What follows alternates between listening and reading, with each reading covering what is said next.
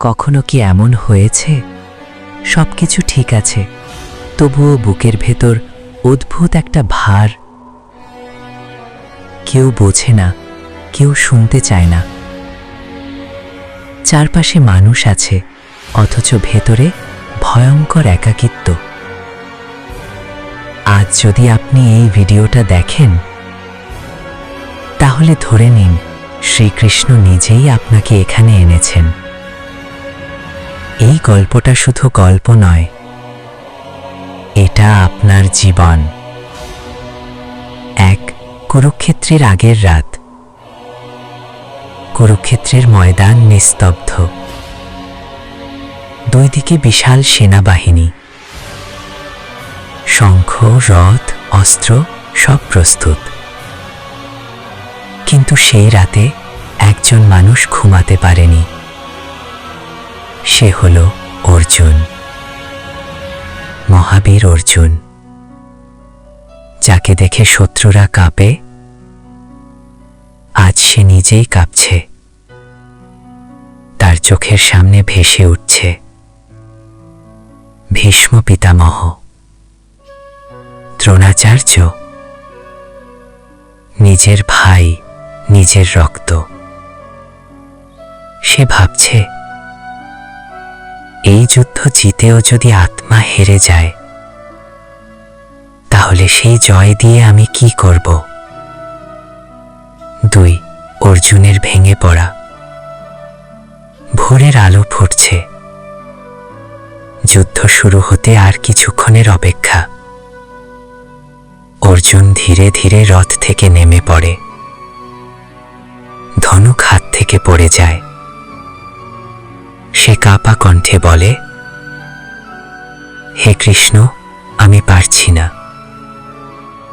আমার হাত উঠছে না, আমার নিঃশ্বাস আটকে আসছে।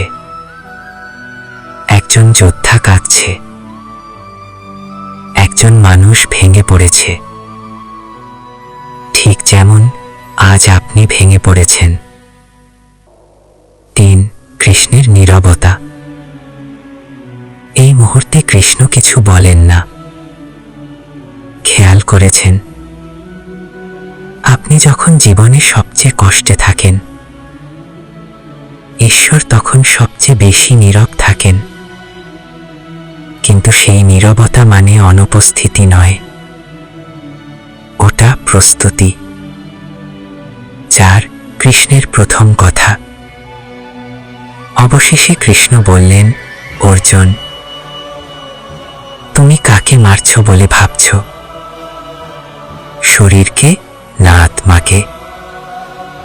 তিনি বললেন, যা জন্মায় তা মরবেই, কিন্তু আত্মা কখনো মরে না। অর্জুন শুনছে, কিন্তু বোঝা সহজ নয়।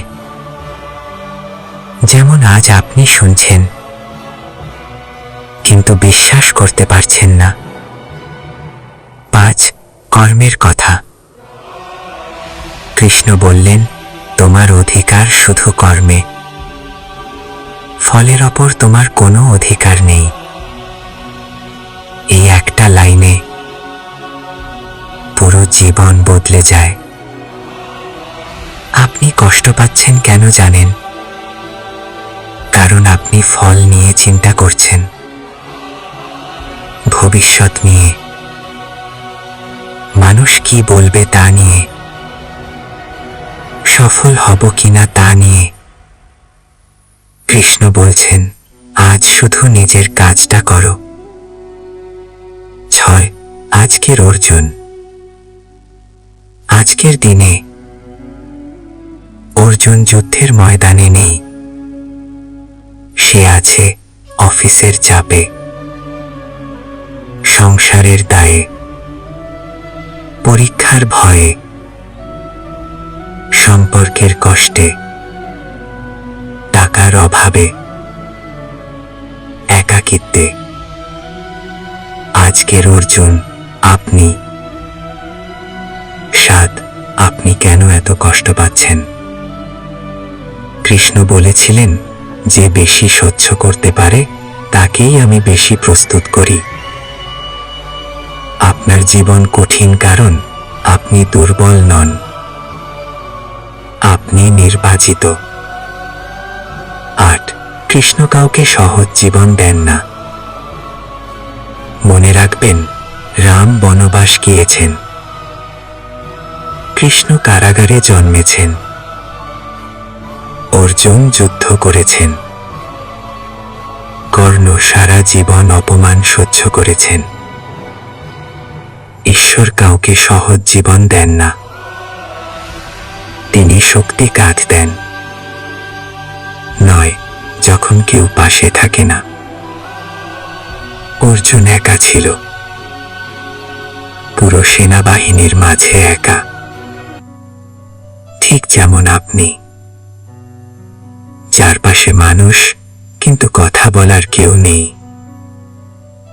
কৃষ্ণ তখন বললেন, যখন কেউ পাশে থাকে না, আমি তখন সবচেয়ে কাছে থাকি। 10. ভেঙে পড়লেও যুদ্ধ ছাড়বেন না। কৃষ্ণ বলেননি, তুমি জিতবে, তিনি বলেছেন, তুমি যুদ্ধ করো, জয় আমার দায়িত্ব। 11. আপনার কষ্ট বৃথা যাবে না। আজ হয়তো কেউ আপনাকে অবহেলা করছে, কেউ আপনার কষ্ট বুঝছে না, কেউ আপনাকে হালকা ভাবে নিচ্ছে। কিন্তু মনে রাখবেন, যে মানুষ নীরবে কষ্ট সহ্য করে, একদিন তার নীরবতাই ইতিহাস হয়ে যায়। 12. শেষ কথা, কৃষ্ণ আপনার সাথে আছেন। আজ যদি মনে হয় আর পারছি না, তাহলে এই কথাটা মনে রাখবেন, কৃষ্ণ কখনো যুদ্ধের মাঝপথে রথ ছেড়ে যান না। আপনি পড়ে গেলে তিনি তুলবেন, আপনি কাঁদলে তিনি শুনবেন,